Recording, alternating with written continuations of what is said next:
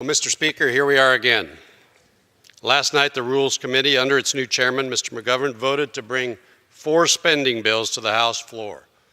4 bills that have never had a hearing in this body, have never had a markup in this body, and now, under Democratic control of the House, will have no amendments made in order. Now, these bills may sound familiar to my constituents because these are the exact same bills that House Democrats forced votes on last week. Only now we'll be considering them one by one rather than in a large package. Mr. Speaker, as a member of the Rules Committee over the last 4 years, I can tell you I had the distinct honor of listening to the now chairman of the Rules Committee spend hours, literally hours, berating those of us in the majority for not allowing amendments on bills.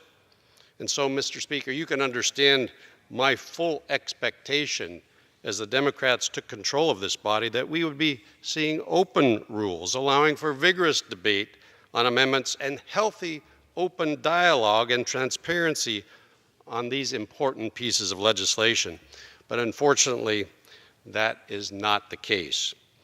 If I could, Mr. Speaker, I'd like to quote the now chairman who spoke of his frustrations with the Rules Committee in recent months. First of all, and I quote, "The Rules Committee ought to be a place where people who have good ideas, whether you agree with them or not, have legitimate ideas, ought to be able to have the opportunity to be able to offer them. Increasingly, we're moving away from that," end quote. Secondly, Mr. Speaker, quote, "I'm always intrigued by the excuses why we can't be open and decry this very closed process," end quote. And lastly, Mr. Speaker, quote, "I hope we're lucky enough to take over this place. I hope that we are more accommodating," end quote. Well, Mr. Speaker, you were in fact lucky enough that Democrats took control of this body and very well could be allowing amendments today. But unfortunately, that is not the case.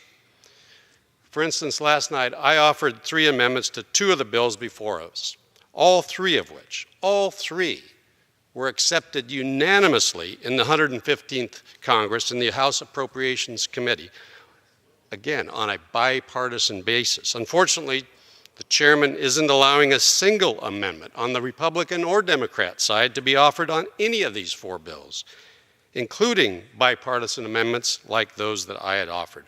I want to thank my good friend from Oklahoma, Mr. Cole, for his effort to push these amendments to be made in order. It's sincerely disappointing to see the chairman and House Democrats manage legislation in the very manner they so vehemently decried. I'll be voting no on this rule and no on these spending bills. My constituents' priorities deserve to be represented. The gentleman is recognized for an additional 30 seconds. Thank you, Mr. Speaker. My constituents' priorities deserve to be represented in the People's House. Unfortunately, in this bill, they are not. And with that, Mr. Speaker, I yield back the balance of my time.